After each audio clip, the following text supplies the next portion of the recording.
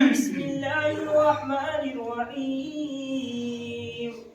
اللہ کے نام سے شروع جو نہایت مہربان اور والا ہے۔ الذین کفروا بالذکر لما جاءہم وإنه لکتاب عزیز۔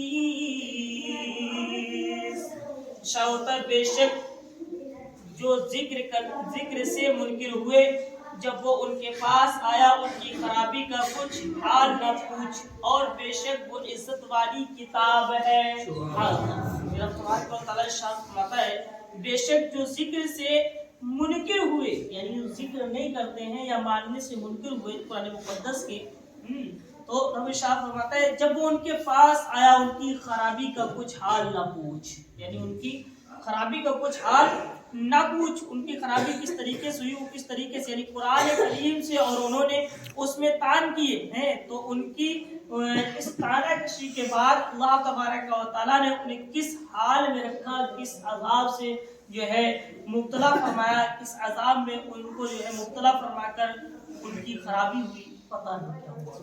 جن لوگوں نے پہلے کے نبیوں کے ساتھ تک اگر برائیاں کی ہیں نا، پہلوں کے نبیوں کو بھی جھٹلایا ہے، ان کی کتابوں کو جھٹلایا، اللہ نے ایسے عذاب میں مبتلا فرمایا کہ پھر وہ بچ نہ سکے، ہمیشہ ہمیشہ کے لیے ہلاک و برباد ہو گئے۔ موسیٰ علیہ السلام کی یا اور نبیوں کی ہم بات کریں تو اللہ رب العزت نے جس نبی کے ساتھ بھی جن لوگوں نے ان کی برائیاں کی اور جو ہے ان برائیوں میں ان کے ساتھ لوگ شامل ہوئے، اللہ تبارک و تعالیٰ نے کسی کو معاف نہیں فرمایا۔ موسیٰ علیہ السلام کے ساتھ تقریباً 3 لاکھ سے زائد لوگ ان کی جو ہے برائیوں میں مشغول رہے تھے۔ موسیٰ علیہ السلام کے لیے بہت لوگوں نے برا بھلا کہا، اللہ رب العزت نے بہت سے عذابوں سے ان لوگوں کو بچایا بھی تھا، لیکن آخر میں کیا ہوا کہ اللہ رب العزت نے 3 لاکھ سے زیادہ لوگوں کو کتا اور سور کی شکل میں تبدیل فرما کر ہلاک و برباد فرما دیا۔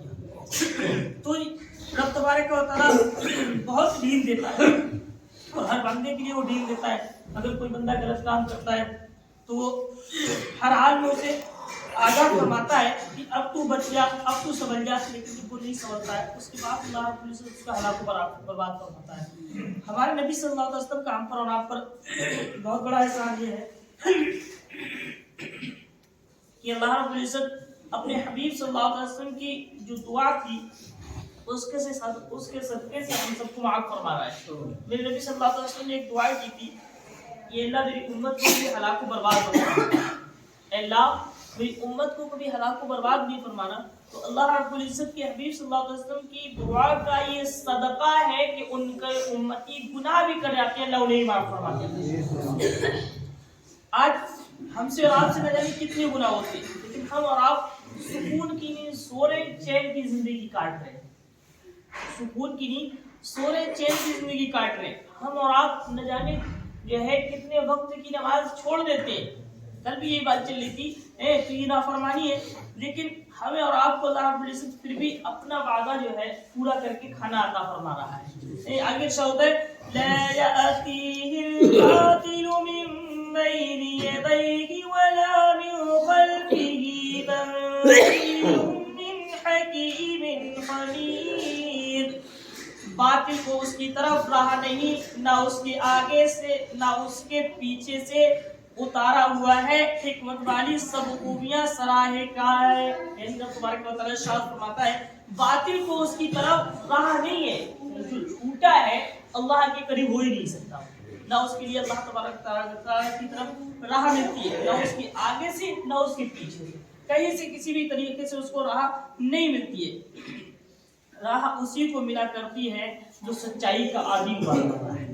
کیا ہوتا ہے یعنی کس طرح اور کسی جہت سے بھی باطل اس تک راہ نہیں پا سکتا، بتغیر و تبدیل ومکی و زیادتی سے محفوظ ہے، شیطان اس میں تصرف کی قدرت نہیں رکھتا، یعنی جو ہے باطل اس کے قریب رب تبارک و تعالیٰ کے قریب نہیں پہنچ سکتا، کیونکہ جو جھوٹا ہے وہ جھوٹا ہی رہے گا، اور جو جھوٹا ہے وہ رب کے قریب نہیں ہو سکتا۔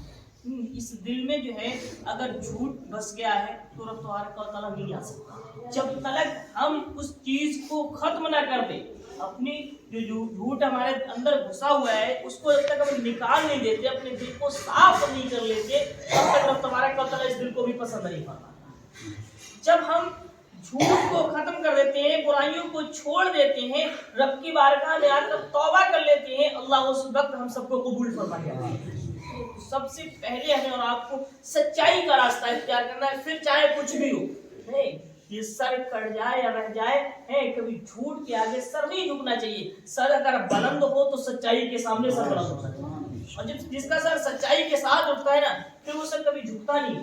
کسی بھی آپ اینگل سے دیکھ لیں اور کسی بھی راستے پر دیکھ لیں، کسی بھی میٹر میں دیکھ لیں، سچائی کی ہمیشہ جیت ہوا کرتی ہے۔ اللہ رب العزت ہمیشہ سچوں کو بلند فرماتا ہے۔ سیدنا امام حسین رضی اللہ تعالیٰ عنہ کربلا کے میدان میں سچائی کے ساتھ میرے آقا صلی اللہ علیہ وسلم کو لوگوں نے پتھروں سے مارا، پتھروں سے ایذائیں و تکلیفیں دی، لیکن میرے آقا سچائی کے ساتھ تھے۔ جو تبارک و تعالیٰ نے سچائی کو بہت بلند فرمایا۔ لوگ برائیاں کرتے رہے، قدم پکڑ کر کھینچتے رہے، لیکن برائیوں سے فرق نہیں پڑتا ہے۔ برائیاں ہوا کرتی نا، پھر اللہ کی ترقی بھی عطا فرماتی ہے۔